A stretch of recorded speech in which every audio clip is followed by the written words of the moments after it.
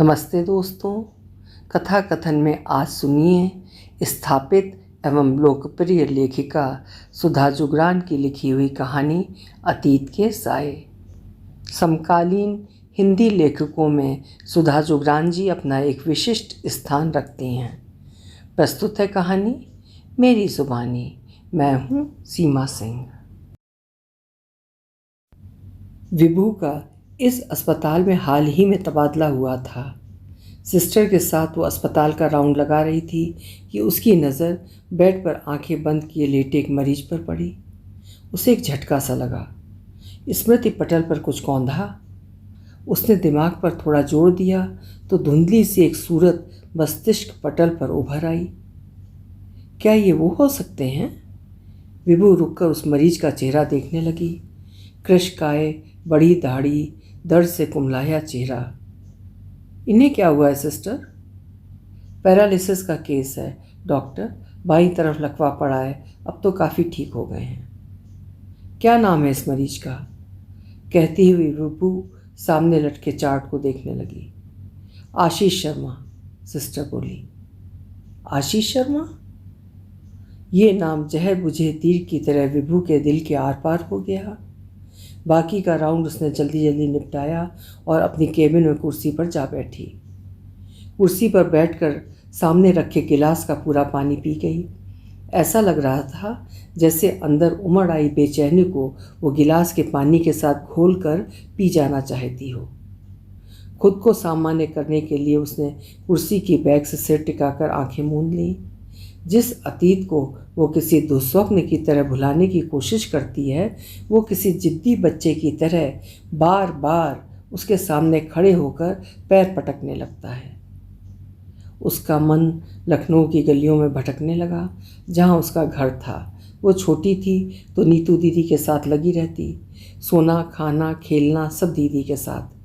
दीदी उस समय खुद ही कितनी छोटी थी, ये तो उसे अब महसूस होता है। ये तब नहीं जानती थी कि दीदी उसकी सौतेली बहन है। सौतेली शब्द से तब उसका परिचय नहीं था। घर के माहौल ने सौतेले शब्द से उसका परिचय करवाया, लेकिन अर्थ बहुत बाद में समझ में आया। नीतू दीदी उसके पापा के पहले विवाह की संतान थी। उन्हें जन्म देते उनकी माँ गुजर जाने के लगभग 2 साल बाद उसके पापा ने दूसरा विवाह किया और 3 साल बाद विभू का जन्म हुआ। बड़ी होते होते विभू ने महसूस किया कि मम्मी पापा के बीच होने वाले विवादों का अक्सर एक ही कारण होता, नीतू दीदी। दीदी की मासूमियत मम्मी पापा के झगड़ों ने छीन ली थी।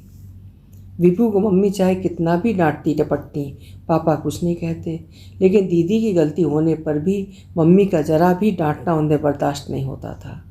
उनका मम्मी से झगड़ा हो जाता। उनके इसी आचरण ने दीदी को निरंकुश, जिद्दी व झगड़ालू बना दिया। मम्मी और उनके बीच एक खाई बनने लगी। समय के साथ खाई चौड़ी होती गई।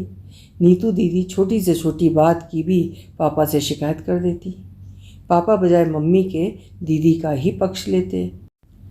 मम्मी को बेटी के कारण पति के सामने कटघरे में खड़ा होना पड़ता। इन बातों ने उनका मनोबल तोड़ना शुरू कर दिया।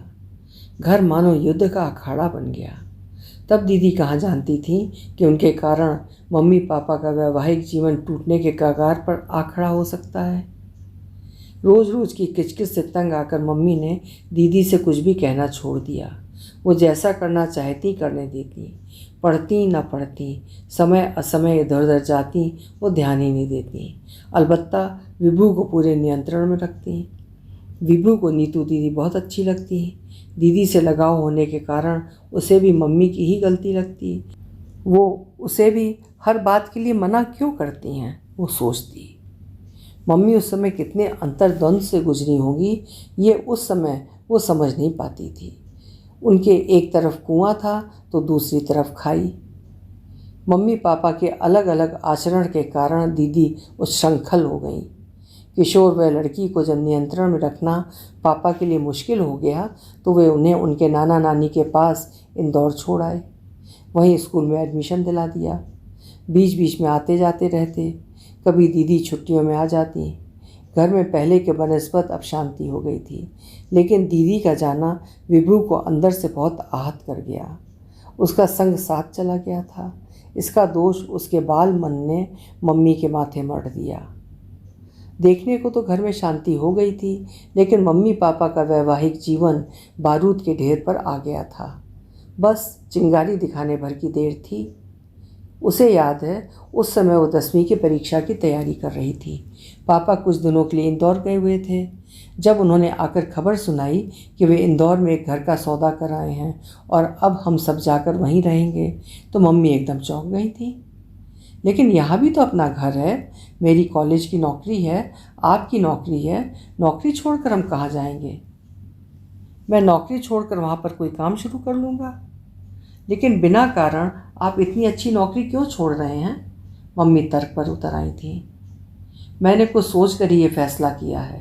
नीतू की बूढ़ी नानी भी आखिर कब तक उसकी देखभाल करेंगी? जवान हो रही लड़की की जिम्मेदारी बहुत बड़ी होती है। फिर घर भी खरीद लिया है। घर खरीद लिया है तो रिटायरमेंट के बाद जाकर रहेंगे। जहाँ तक नीतू का प्रश्न है, वो यहाँ भी रह सकती है। उसे वहाँ रखने का फैसला आपका ही था। मम्मी तल्खी से बोली। मैं तो रिटायरमेंट ले रहा हूँ, वहीं जाकर कुछ काम शुरू कर लूँगा। तुम भी नौकरी छोड़ सको तो मेरे साथ चलो, शेष तुम्हारी मर्जी। पापा निर्णय सा लेते हुए बोले थे। नीतू यहाँ कैसे रह सकती थी, क्या मुझे नहीं पता? इसके जिम्मेदार आप ही हैं। मम्मी तीखी उठी थी। नीतू के कारण वहाँ जाकर रहने के लिए मैं अपने कॉलेज की प्रोफेसरी छोड़कर वहाँ क्या स्कूल की टीचिंग करूँगी? लेकिन पापा अपनी जिद पर अड़े रहे। उन्हें तो अलग होने का बहाना चाहिए था। नौकरी छोड़कर घर का आधा सामान लेकर वे इंदौर चले गए। अब दीदी उनके साथ रहने लगी थी। घर में उन्होंने काम करने वाली रख ली थी। पति पत्नी के बीच विश्वास हो तो दोनों एक दूसरे की कैसी भी बात मान लेते हैं। फिर नौकरी क्या चीज़ थी? लेकिन शायद यही कमी थी मम्मी पापा के बीच कि दोनों इतने सालों के वैवाहिक जीवन में भी वो विश्वास अर्जित नहीं कर पाए जिससे पति पत्नी का रिश्ता मजबूत होता है। पापा ने हमेशा यही कोशिश की कि वो दीदी के प्रति ईमानदार रहें, उनके प्रति अपने कर्तव्य पूरे करें। इसके लिए उन्होंने न पत्नी के बारे में सोचा, न दूसरी बेटी के बारे में। विभू उनके लिए सिर्फ मम्मी की बेटी थी। लेकिन दीदी के प्रति पापा के आवश्यकता से ज़्यादा प्यार ने दीदी के स्वस्थ व्यक्तित्व का विकास नहीं होने दिया। पढ़ाई लिखाई में वे हमेशा साधारण ही रहीं। पापा पहले तो आते रहे, 1-2 बार वो भी मम्मी के साथ वहाँ गई, लेकिन धीरे धीरे ये सिलसिला ख़त्म हो गया। तब वो 12वीं की परीक्षा दे रही थी। दिलो दिमाग में जो बातें शंकाओं की तरह दबी हुई थीं, वे अनायास ही आकार लेने लगीं। पापा मम्मी से तलाक की मांग करने लगे। उन्होंने तलाक का नोटिस भेज दिया। अब उसे भी घर की परिस्थितियां पूरी तरह समझ में आ गई थीं। परिवार के चारों सदस्य अपनी अपनी जगह पर आधा अधूरा सा जीवन जी रहे थे। पापा की तरफ से तलाक का नोटिस पाकर मम्मी थोड़े दिन के लिए विक्षिप्त सी हो गईं। कहीं से कोई सहारा नहीं था जो उनका साथ देता। 20 साल के वैवाहिक जीवन को दरकिनार कर पापा अब उनसे किनारा कर लेना चाहते थे, जैसे इन 20 सालों में कुछ हुआ ही ना हो। उनकी विभू नाम की कोई बेटी भी पैदा हुई थी, वे इस बात को भी भुला देना चाहते थे। पहली बार पापा के इस दोहरे व्यक्तित्व से वितृष्णा हो गई उसे। एक बेटी के लिए इतने ईमानदार कि पत्नी से तलाक तक लेने के लिए तैयार हो गए, और दूसरी बेटी के लिए इतने बेगाने, इतने गैर जिम्मेदार। विभू को दीदी से ईर्ष्या सी हो गई। पापा उनके लिए उसे छोड़ रहे हैं, जबकि उसके लिए उन्हें नहीं छोड़ा। मगर फिर भी दीदी के लिए वैमनस्य की भावना उनके मन में घर नहीं कर पाई। उथली सी मलाई की तरह भावनाओं के ऊपर ही तैरती रही। मन की गहराई से दीदी के लिए लगाव ही रहा। उसे लगा दोनों एक ही नाव पर सवार हैं। एक ने माँ को खोया, दूसरी पापा को खो रही है। दीदी को तो नियति ने ठगा था, उसे पापा ठग रहे थे। थोड़े दिन तो मम्मी इस बात पर दृढ़ रहीं कि वो अपना अधिकार इतनी आसानी से नहीं छोड़ेंगी। पापा को तलाक लेने के लिए नाक रगड़वा देंगी। आखिर उनकी गलती ही क्या है? लेकिन पापा के वकील के इल्ज़ाम, सवाल जवाब व नोटिसों ने मम्मी के हौसले तोड़ने शुरू कर दिए। उस मानसिक अंतर्द्वंद में न मम्मी ठीक से नौकरी कर पा रही थी और न वो ठीक से पढ़ पा रही थी। किसी तरह उसने 12वीं के इम्तिहान दिए। मम्मी को एक ही संतोष था कि विभू पढ़ने में अच्छी है, उसके सहारे वो अपना जीवन काट लेंगी। 12वीं पास करने के बाद विभू मेडिकल की तैयारी में लग गई। इसी बीच नीतू दीदी की शादी तय हो गई। मम्मी पापा के उजाड़ पड़े रिश्ते ने दीदी का रिश्ता तय होने में निश्चित ही रोड़े अटकाए होंगे, लेकिन फिर भी किसी तरह उन्होंने दीदी का रिश्ता तय ही कर लिया। शादी में आने के लिए दीदी का पत्र आया।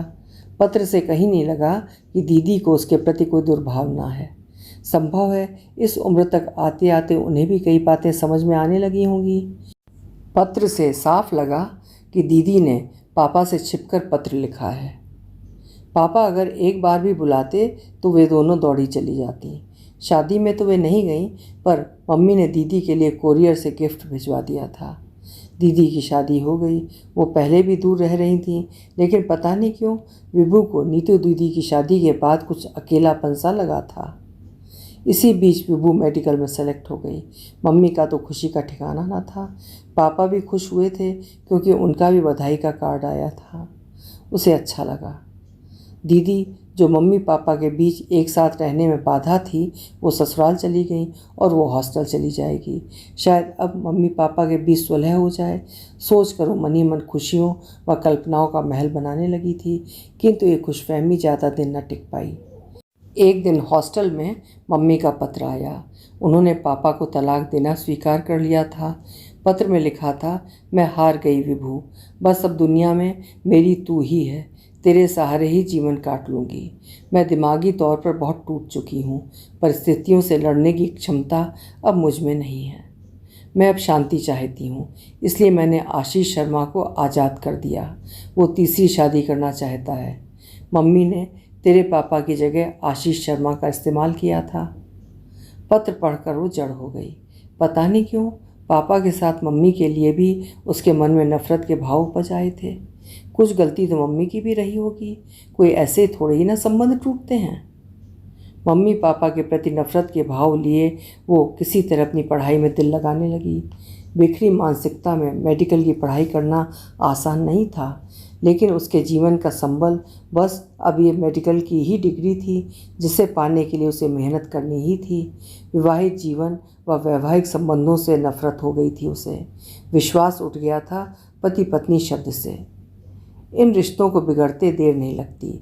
उसने सोच लिया था कि वो कभी विवाह नहीं करेगी। नहीं चलना है उसे टूटे कांच के टुकड़ों पर। नहीं जीना है उसे डर के साए में कि कब पति रूठ जाए और एक अदृश्य धारदार तलवार उनके संबंधों के बीच गिरकर उसे किसी की पूर्व पत्नी बना दे। वो छुट्टियों में भी अक्सर घर जाना टाल जाती। मम्मी से मिलकर उनकी बातें सुनकर वो विचलित हो जाती थी। मम्मी के अकेलेपन को महसूस करते हुए भी ऊपर से कुछ भी जाहिर नहीं करना चाहती थी। हो सकता है मम्मी अपनी करनी का फल भुगत रही हों, पर वो उनकी करनी का फल भुगत रही थी। कोई उसके अतीत पर पड़ा पर्दा ना उठा दे, इसीलिए उसकी किसी से दोस्ती भी नहीं हो पाई। परिस्थितियों ने उसे अंतर्मुखी बना दिया था। अभी वो मेडिकल के तीसरे वर्ष में थी कि मम्मी की चिट्ठी से पता चला कि आशीष शर्मा ने किसी तलाकशुदा एक बेटी की मां से तीसरी शादी कर ली। उसने पत्र पढ़कर टुकड़े टुकड़े कर दिया। आशीष शर्मा नाम के आदमी ने उसके जीवन में कोमल भावनाओं को मसल कर रख दिया था। अब इस नाम के आदमी से उसका कोई संबंध नहीं है।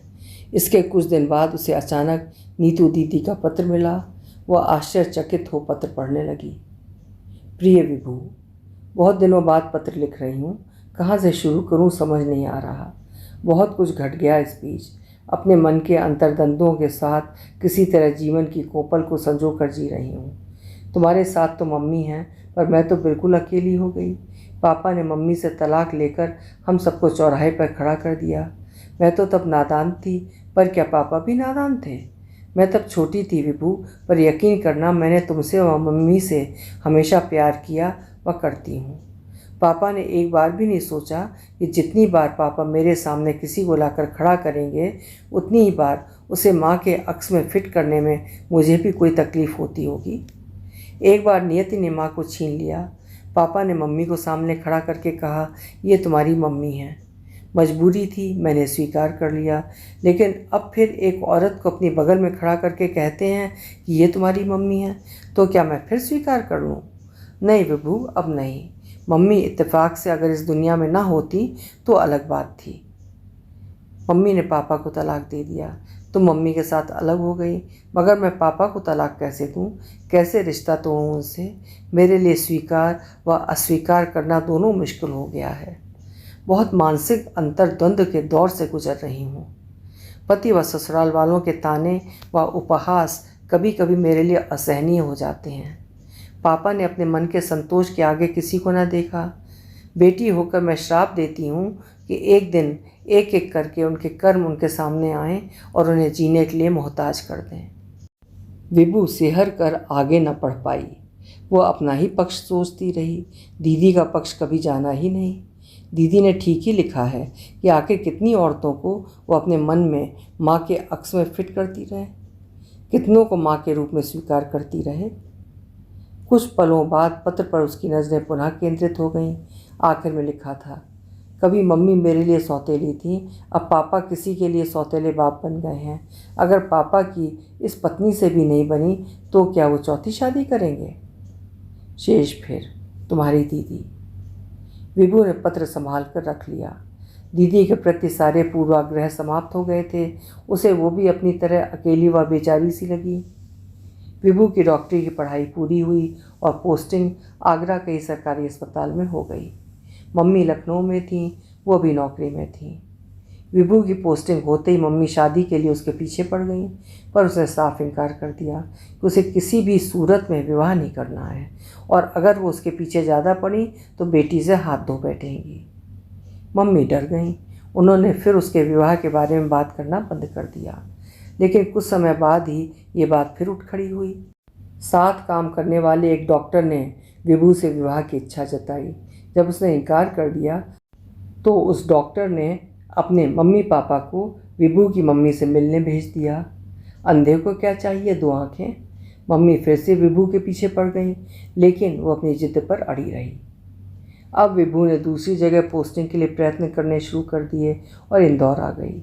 आज ही उसने ड्यूटी ज्वाइन की थी और आज ही उसकी मुलाकात आशीष शर्मा यानी पापा से हो गई। उस इंसान के लिए पापा का संबोधन भी उसे कठिन लग रहा था। किस सोच में बैठी है डॉक्टर विभू? सुनते ही विभू की तंद्रा टूटी। सामने उसकी सहयोगी डॉक्टर रीना खड़ी थी। ओह कुछ नहीं, आइए डॉक्टर, मैं बस थोड़ा थक गई थी। घर नहीं जाना है क्या? ड्यूटी का टाइम ख़त्म हो गया है, डॉक्टर रीना बोली। विभू ने घड़ी पर नज़र डाली और उठ खड़ी हुई। उसके बाद उसका लगभग रोज़ ही आशीष शर्मा से आमना सामना हो जाता।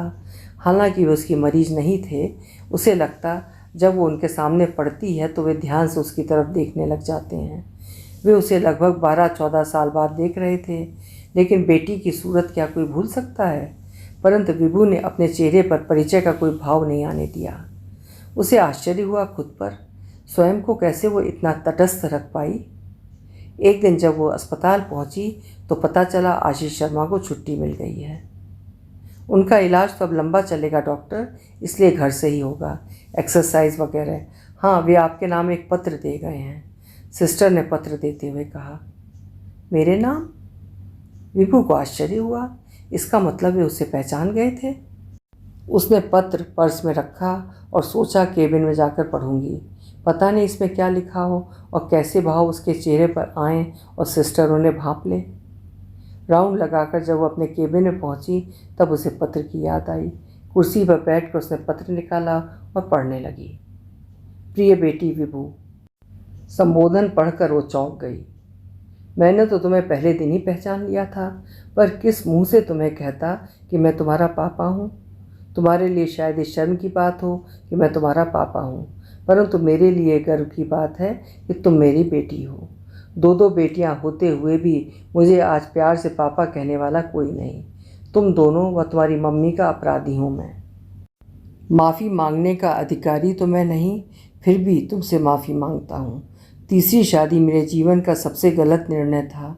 जब स्वयं सौतेली बेटी को पालने की घड़ी मेरे जीवन में आई तब तुम्हारी मम्मी की कशमकश को समझ पाया। जिन कारणों से तुम्हारी मम्मी व मेरे बीच झगड़ा हो जाता था, उन्हीं कारणों से शीना व मेरे बीच झगड़ा होने लगा। जो शिकायतें तब नीतू को लेकर मुझे तुम्हारी मम्मी से होती थीं, वही शिकायतें बेटी को लेकर शीना को मुझसे होने लगीं। तब हथियार डालकर मैंने भी वही रुख अख्तियार किया जो तुम्हारी मम्मी ने किया था। ऐसा फंदा पड़ गया था जिसे ना तो लपेटे रख सकता था और न ही उतार कर फेंक सकता था। लपेटे रखने में जीवन दुश्वार हो रहा था और फेंकने में अब जगहसाही का डर सबसे ज़्यादा था। उन दिनों हर क्षण मेरा मन तुम्हारी मम्मी से माफ़ी मांगता रहा। आखिर एक दिन शीना मुझे छोड़कर चली गई। अब जीवन संध्या में 3 शादियों के व 3 बेटियों के बाद भी मैं अकेला हूँ। मेरे कर्मों की तिगनी सज़ा मुझे मिली है। अपनी मम्मी से कहना हो सके तो मुझे माफ़ कर दें। तुम्हारा अभागा पापा आशीष शर्मा। पत्र पढ़कर विभू की आंखें बरसने लगीं। बरसों से जमी बदली जरा सी गर्मी मिलते ही पानी का सोता बन गई थी।